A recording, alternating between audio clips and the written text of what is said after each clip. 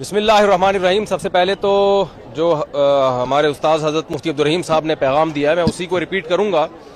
देखें, इंडिया और पाकिस्तान की आवाम का मसला नहीं है। इंडिया में हिंदू हैं, सिख हैं, ईसाई हैं, मुस्लिम्स हैं। पाकिस्तान में भी हिंदू भी हैं, सिख भी हैं, मेजॉरिटी मुसलमानों की है, ईसाई भी हैं। ये सब एक जान है। हम जब दूसरे मुल्कों में जाते हैं तो मैंने देखा है कि एक ही प्लेट में बैठ के खा रहे होते हैं, पाकिस्तानी भी और इंडियन भी। कोई फर्क नहीं है इंडियन पाकिस्तानियों में। कल्चर सेम है, जबान सेम है। वो उस उर्दू को वो हिंदी कह देते हैं और हम हिंदी को उर्दू कह देते हैं। तो कोई फर्क नहीं है। ना इंडिया से हमारी दुश्मनी है, ना इंडिया की पाकिस्तान से दुश्मनी है। ये एक गवर्नमेंट है मोदी, जिसने दिमाग खराब किया हुआ है, जिसका अपनी खोपड़ी आउट हुई हुई है और सारी दुनिया को वो बदअमनी में डाल रहा है। तो इंडियन को भी चाहिए, पाकिस्तानियों को भी चाहिए, एक इंसान को काबू में लाएं। आप एक की खोपड़ी को सेट कर देंगे, पूरी दुनिया में अमन हो जाएगा। उसकी खोपड़ी खराब हो गई है। पहलगाम में उसने खुद वो किया है जो कुछ किया है। पहलगाम में जो कुछ हुआ है, बेगुनाह लोग मारे गए, हम उसकी भरपूर मजम्मत करते हैं। इस्लाम तो मैदान जंग में बूढ़ों और बच्चों को कत्ल करने की इजाजत नहीं देता, वो सयाहों को कत्ल करने की कहां से इजाजत देगा। तो पाकिस्तान का इस पहलगाम वाले वाकये से कोई ताल्लुक नहीं है और उस वाकये की हम भरपूर मजम्मत करते हैं। और जो जुल्म पहलगाम में लोगों पर हुआ, इंडियन पर हुआ, हम उसमें इंडिया के साथ हैं, इंडिया वालों के साथ हैं। तो एक आदमी की खोपड़ी खराब हुई हुई है, सबको मिलकर उसकी खोपड़ी को ठीक करने की जरूरत है। जंग की धमकियां दे रहा है वो, मैं यूं कर दूंगा, मैं यूं कर दूंगा। झूठा इल्जाम हमारे ऊपर डाल दिया, आप सबूत भी दिए। भाई, अगर आपका ख्याल है कि पाकिस्तान ने यह काम किया है तो आप एक तीसरे मुल्क को सालिस बनाएं। जब भी दो में झगड़ा होता है, तीसरा सालिसी का किरदार अदा करता है। पाकिस्तान सबूत पेश करने के लिए तैयार है। तो पहला तो मैं पैगाम दूंगा कि मसला इंडिया पाकिस्तान का या वहां की आवाम का नहीं है, मसला एक मोदी हुकूमत का है, जिसका दिमाग खराब हो गया है। तो अब चूंकि वो जंग की धमकियां दे रहा है, तो हमारी अखलाकी दीनी जिम्मेदारी है कि हम, अगर ये जंग छिड़ जाती है तो हम अपनी फौज के साथ हैं। मैं कराची से सफर करके आया हूं और सिर्फ बड़ा मकसद हमारा यही था कि जो है हम जाएं वाघा बॉर्डर पे और वहां जाके हम दुनिया को ये पैगाम दें कि हम सब अल्हम्दुलिल्लाह इस मौके पे तमाम सियासी इख्तलाफात भुला के, अगर जंग छिड़ जाती है तो हम फौज के साथ हैं। और हमारे नबी सल्लल्लाहु अलैहि वसल्लम की ये तालीमात हैं, सही हदीस है, ला ततमन्नौ लिक़ाअल अदू फ़इज़ा लक़ीतुम फ़स्बिरू वअलमू अन्नल जन्नत तहत ज़िलालिस सुयूफ़। नबी सल्लल्लाहु अलैहि वसल्लम ने फरमाया, दुश्मन से लड़ाई की कभी तमन्ना मत करो, लेकिन अगर जंग छिड़ जाती है तो यकीन कर लो कि अल्लाह ने जन्नत तलवारों के साए में रखी है। तो भाई, मुसलमानों को तो जन्नत में जाने का मेरा ख्याल है वैसे ही बहुत शौक है। तो ये तो शॉर्टकट रास्ता होगा हमारे लिए। अल जिहादु मुख्तसरु तरीक़िल जन्ना, नबी सल्लल्लाहु अलैहि वसल्लम ने फरमाया, जिहाद जन्नत में जाने का मुख्तसर तरीन शॉर्टकट रास्ता है। तो हम जंग की तमन्ना नहीं रखते, लेकिन अगर मोदी को शौक है लड़ने का तो आजमा ले। तो इंशाअल्लाह हम, पूरा मुल्क हमारा फौज के साथ है और मुंह तोड़ जवाब देंगे इंशाअल्लाह। जज़ाकल्लाह। को न छेड़ें। और मुझे ऐसे मालूम होता है जैसे हदीस शरीफ में जो गज़वा हिंद की बिशारत है, उसके असबाब खुद मोदी हुकूमत उसके लिए इंतजामात कर रही है। नबी करीम सल्लल्लाहु अलैहि वसल्लम ने इरशाद फरमाया कि दो जमातें जन्नत में जाएंगी, जहन्नम से महफूज होंगी। एक वो जमात जो हिंदुस्तान से जिहाद करेगी और एक वो जमात जो ईसा अलैहिस्सलाम के साथ होगी। और हज़रत अबू हुरैरा रज़ियल्लाहु तआला अन्हु ने फरमाया कि वादना रसूलुल्लाह सल्लल्लाहु अलैहि वसल्लम ग़ज़वतुल हिंद, हुज़ूर अकरम सल्लल्लाहु अलैहि वसल्लम ने हमसे ग़ज़वा हिंद का वादा फरमाया था। अगर मुझे ग़ज़वा हिंद का मौका मिल गया तो मैं अपनी जान भी कुर्बान करूंगा, माल भी कुर्बान करूंगा। अगर मैं शहीद हो गया तो मैं अफज़लुश शुहदा हूँगा, और अगर मैं वापस आ गया तो मैं जहन्नम से आज़ाद हूँगा। तो मैं समझता हूँ कि हमें मोदी का इस हवाले से शुक्रिया अदा करना चाहिए कि हमें वो ग़ज़वा हिंद के लिए तैयार भी कर रहा है। और मेरा ये ख्याल है कि जो हमारे चैलेंजेस थे, आपस के इख्तिलाफात थे, हुकूमत के, अपोजिशन के, फौज के बारे में बहुत सारी आरा थी, तो मोदी की इस जारहियत की वजह से हमारा पूरा मुल्क इकट्ठा हो गया है। हम अपनी फौज के साथ हैं और हमारे अंदरूनी बैरूनी मसाइल सारे इस वजह से हल हो रहे हैं। तो इंशाअल्लाह हमें बहुत उम्मीद है कि हमारे पूरा पाकिस्तान इसके लिए तैयार है। और हम अपने फौजी जवानों की हौसला अफजाई के लिए इतना लंबा हमने सफ़र किया है, हम उनके साथ हैं, उनके लिए हम दुआ करते हैं। और इन लोगों के लिए हदीस शरीफ में आता है, हुज़ूर अकरम सल्लल्लाहु अलैहि वसल्लम ने इरशाद फरमाया कि जो लोग महाज़ों पे लड़ते हैं उनकी औरतों की हुर्मत ऐसी है जैसे तुम्हारी माओं की हुर्मत हो। तो हमारी अफवाज के जो घर वाले हैं, ख़वातीन हैं, उनकी इज्जत, उनकी नामूस, उनकी देखभाल, ये ऐसी चीज़ हम अपनी माँ को देखते हैं। तो इंशाअल्लाह हम इनके साथ हैं।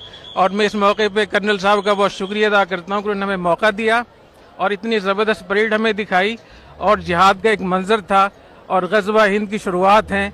अल्लाह ताला हमारी अफवाज को, कर्नल साहब को मौजूदा खैर अता फरमाए। मैं अपनी पूरी वफद की तरफ से, टीम की तरफ से शुक्रिया अदा करूँगा। अल्लाह ताला बहुत जज़ाय खैर अता फरमाए। बहुत शुक्रिया। नीचे नीचे आप नीचे बैठ जाए, मैं माइक नीचे कर देता हूँ। नीचे छोड़ दे, आ जाओ, करें उसे। नीचे बैठ जाओ, नीचे बैठ जाओ, नीचे बैठ जाओ, नीचे बैठ जाए, माइक नीचे। बिस्मिल्लाहिर्रहमानिर्रहीम।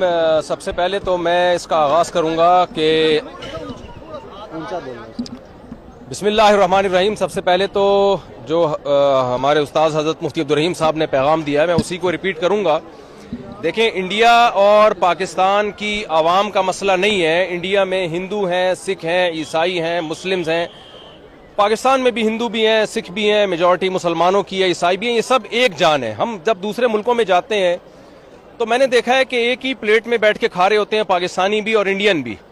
कोई फर्क नहीं है इंडियन पाकिस्तानियों में। कल्चर सेम है, जबान सेम है। वो उस उर्दू को वो हिंदी कह देते हैं और हम हिंदी को उर्दू कह देते हैं।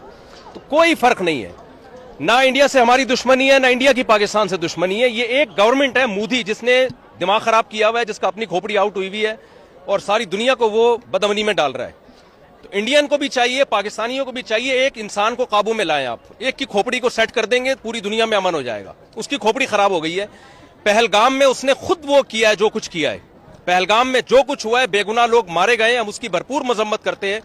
इस्लाम तो मैदान जंग में बूढ़ों और बच्चों को कत्ल करने की इजाजत नहीं देता, वो सयाहों को कत्ल करने की कहां से इजाजत देगा।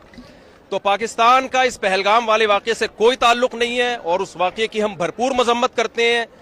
और जो जुल्म पहलगाम में लोगों पर हुआ, इंडियन पर हुआ, हम उसमें इंडिया के साथ हैं, इंडिया वालों के साथ हैं। तो एक आदमी की खोपड़ी खराब हुई हुई है, सबको मिलकर उसकी खोपड़ी को ठीक करने की जरूरत है। जंग की धमकियां दे रहा है वो, मैं यूं कर दूंगा, मैं यूं कर दूंगा, झूठा इल्जाम हमारे ऊपर डाल दिया, सबूत भी दिए। भाई, अगर आपका ख्याल है कि पाकिस्तान ने यह काम किया है तो आप एक तीसरे मुल्क को सालिस बनाएं। जब भी दो में झगड़ा होता है, तीसरा सालिसी का किरदार अदा करता है।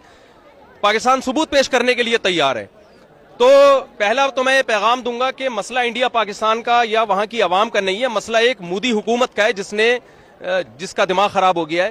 तो अब चूंकि वो जंग की धमकियां दे रहा है तो हमारी अखलाकी दीनी जिम्मेदारी है कि हम, अगर ये जंग छिड़ जाती है तो हम अपनी फौज के साथ हैं।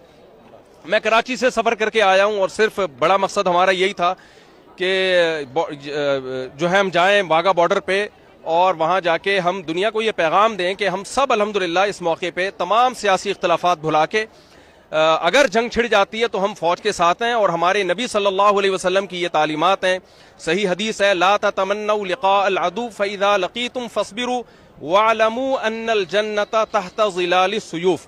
नबी सल्लल्लाहु अलैहि वसल्लम ने फरमाया, दुश्मन से लड़ाई की कभी तमन्ना मत करो, लेकिन अगर जंग छिड़ जाती है तो यकीन कर लो कि अल्लाह ने जन्नत तलवारों के साए में रखी है। तो भाई, मुसलमानों को तो जन्नत में जाने का मेरा ख्याल है वैसे ही बहुत शौक है। तो ये तो शॉर्टकट रास्ता होगा हमारे लिए। अल जिहादु मुख्तसरु तरीक़िल जन्ना, नबी सल्लल्लाहु अलैहि वसल्लम ने फरमाया, जिहाद जन्नत में जाने का मुख्तसर तरीन शॉर्टकट रास्ता है। तो हम जंग की तमन्ना नहीं रखते, लेकिन अगर मोदी को शौक है लड़ने का तो आजमा ले। तो इंशाअल्लाह हम पूरा मुल्क हमारा फौज के साथ है और मुंह तोड़ जवाब देंगे इंशाअल्लाह। जज़ाकल्लाह।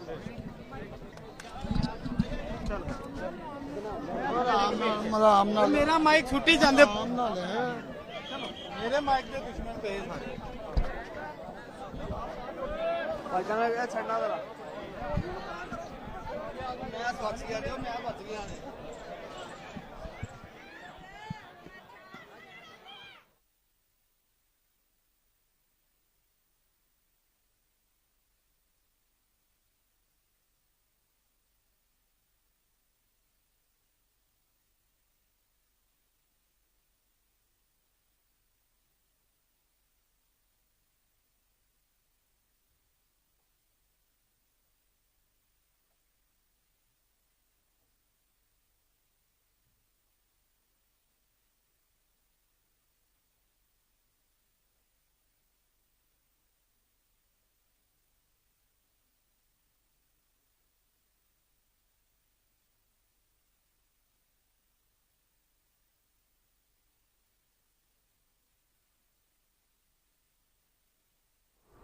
वाहगा बॉर्डर लाहौर के मनासिर आप देख रहे हैं। अब से कुछ ही देर कबल परचम उतारने की शानदार तकरीब हुई। अवाम का जोश व खरोश यहां पर दीनी था।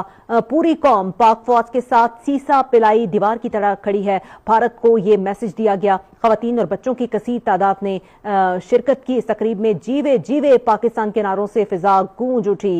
यहां पर कराची से आए हुए उलमा के वफ्द ने भी शिरकत की परेड में। परेड उन्होंने देखी, परचम उतारने की तकरीब देखी, साथ ही साथ वाज़ेह तौर पर दुश्मन को एक पैगाम भी दिया। उन्होंने कहा कि भारत ने जारियत की तो हम अपनी फौज के साथ खड़े हैं। भारतीय मुहिमजोई के खिलाफ हम सब इख्तलाफात भुलाकर मुतहिद हैं। भारत ने किसी भी मुहिमजोई का सोचा तो मुंह तोड़ जवाब देंगे। वाहगा बॉर्डर लाहौर पर परचम उतारने की तकरीब अब से कुछ ही देर कबल इख्तिताम पजीर हुई। इस तकरीब में मुख्तलिफ तबका फिक्र के लोगों ने कसीर तादाद में शिरकत की। क्या ही बच्चे, बूढ़े, जवान, खवातीन, बड़ी तादाद में, हजारों की तादाद में लोग यहां पर मौजूद थे और उन्होंने एक भरपूर मैसेज दिया। और जीवे जीवे पाकिस्तान के नारों से फिजा जब गूंजी तो यकीनन आवाज भारत तक भी गई होगी। और ये वो पैगाम है जो आज भारत को दिया गया कि पूरी कौम इस वक्त मुतहिद है और दुश्मन की किसी भी जारियत का भरपूर जवाब देने के लिए पूरी तरह से तैयार है। ए वतन तूने पुकारा तो लहू खौल उठा, तेरे बेटे तेरे जांबाज चले आते हैं।